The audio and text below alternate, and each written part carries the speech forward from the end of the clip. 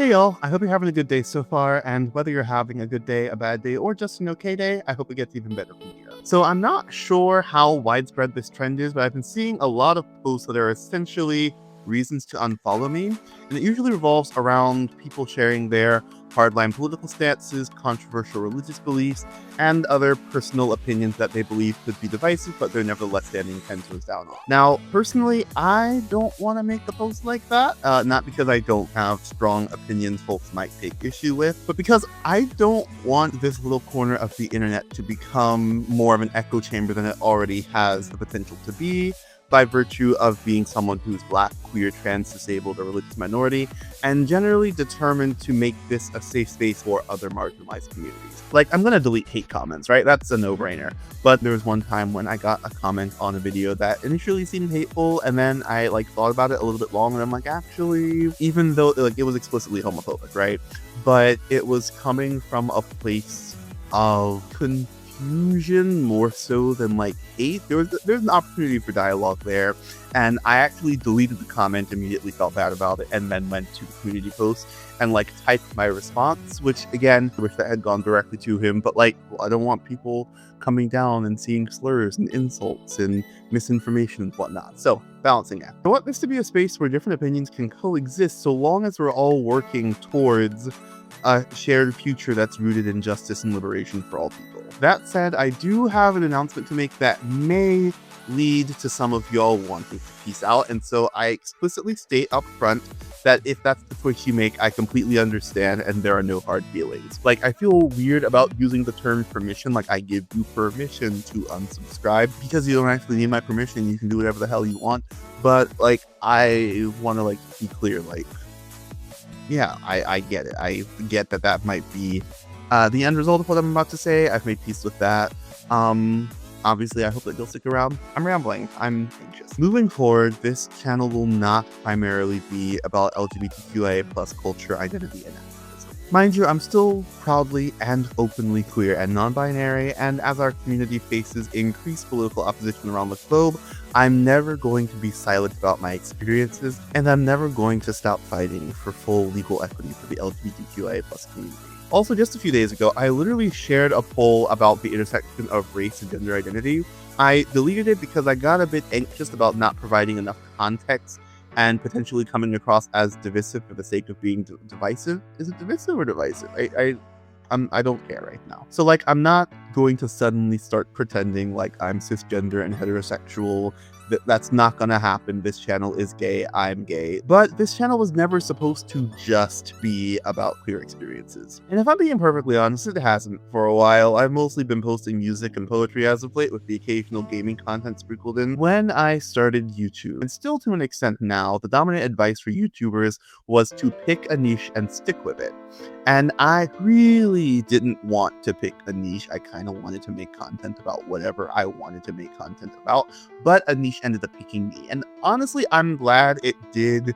It gave me a sense of focus, it gave me a sense of direction, and also it connected me with y'all. And I'm really quite proud of the content I've produced up until this point, and those videos will always have a place of distinction and honor here on the channel. But the same year I started the channel, I was actually working on my undergraduate thesis about the intersection of religion and video games, specifically looking at the depiction of women and femmes in allomithic games in light of systemic misogyny in religious institutions and in the gaming industry. I'm not gonna lie, I'm looking at that description and I'm like, damn, you really did that shit. That was a decade ago, and I'm still sitting back and I'm like, you okay. I've never done. I'm not even doing it right.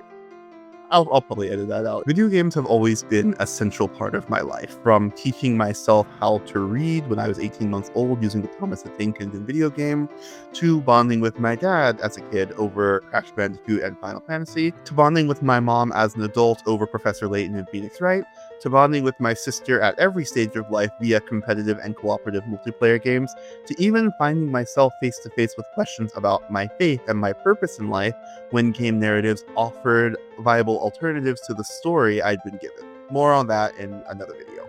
And I've always been really hesitant to proudly and confidently claim the label of gamer because I didn't think I fit the mold.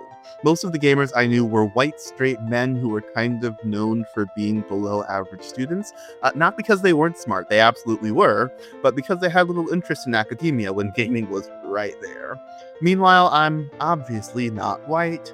Even when I thought I was a straight man, which I did up until my junior year of high school, I knew I wasn't the kind of straight man I saw obsessing over sports games and first-person shooters, two genres I've never really been able to get into. This is the part of the video where I mention SSX Tricky for the PS2, still an elite game. Like, that, I guess, is a sports game I got into. First-person shooter I've literally never been able to get into. Like, I think the only, shooter game I've ever actually played consistently is Fortnite, and I do intend to actually sit down and make a video about Fortnite and how it, reshaped my understanding of what games could be, which sounds really weird because I feel like most folks are like, okay, Fortnite, but I think the video will make sense. Anywho, I was kind of obsessed with academia. I don't know if I can even say was obsessed with academia. I still kind of am, even to my detriment at times. As you might expect from someone who used video games to learn how to read, I saw each and every video game as an opportunity to learn something new. But I think there was also an odd sense of shame that came with being a gamer in the early 2010s. Most of my peers and the adults in my life thought that it was odd that I was so into video games. I'll never forget the day when one of my classmates walked up behind me, looked at my Kingdom Hearts wallpaper on my laptop, and said, "You know those people aren't real, right?" As if she hadn't just been fangirling over characters from her favorite books and TV shows. Likewise, I'll never forget the day when I expressed being excited about a snow day coinciding with the release of Final Fantasy XIII-2, only to hear my professor say something to the effect of, "Please remember that you are speaking to people who you will one day ask to write letters of recommendation for you." This is also the same professor who essentially told me I'd never amount to more than a Walmart greeter. Meanwhile, I'm actually happy to see Walmart greeters, while I'd be happy to never see that man again. I don't even want to gloat to him about my accomplishments. He's the type of person who would take credit for lighting a fire under me or some other arrogant and insufferable bullshit like that. I would say I'm getting off topic here, but I did in fact script this bit, so I don't even want to lie to y'all. This ramble was planned. I have beef with this man. I say all this to say that as the gaming industry continues to grow and flourish, and as women, queer folks, and people of color are making their presence all the more known in gaming spaces, I think it's time for me to do the same. Likewise, as more and more people are talking about religious deconstruction, pushing back against, and in some cases, even walking away from the religious traditions that raised them, I think it's imperative for me to join their voices, especially given the unusual circumstances of my experience.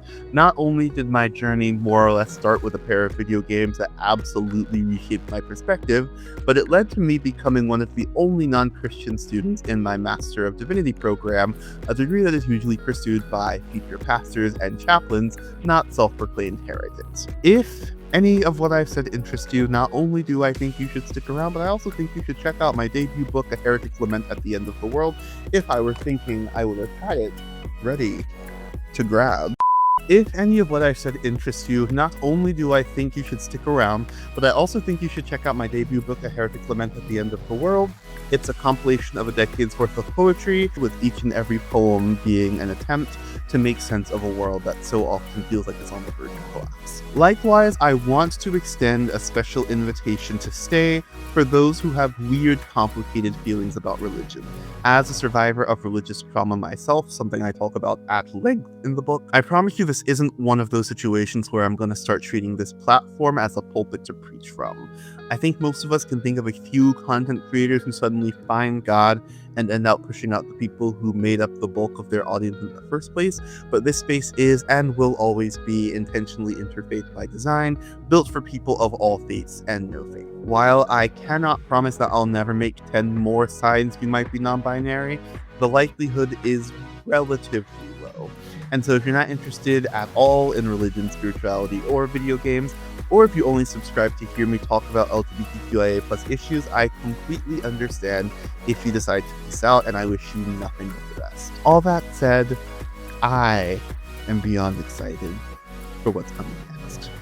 And as someone who's been doing a lot of inner child work over the past year or so, the word fulfilling doesn't even begin to cover how wonderful it feels to feel like your younger self is cheering you on for your next chapter. And I hope that those of you who are down to stick with us for a bit longer feel that resonance come through. But whether you're staying, heading out, or waiting for the next video or two to officially make up your mind one way or the other, remember that you're wonderful, and that the world is a better place because you're in it. And as always, thank you so much for watching, and I hope to see you again in the next video. Bye.